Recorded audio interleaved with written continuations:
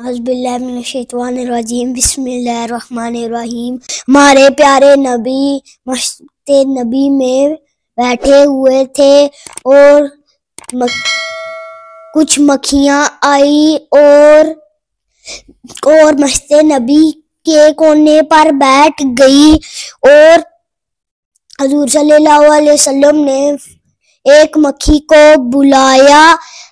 वो मक्खी खुश होकर आ गई, तली पर बैठी। उस हमारे प्यारे नबी ने फरमाया कि रस कैसे मीठा करती हो।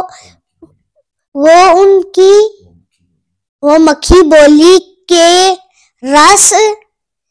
मैं रस ऐसे मीठा करती हूँ, आप पर दरूद पढ़ती हूँ, अबू बकर, उमर, उस्मान, मौला अली पर दरूद पढ़ती हूँ, हसन हुसैन, सईदा ज़हरा पर दरूद पढ़ती हूँ और इसकी बरकत से मेरा सारा शहद मीठा हो जाता है।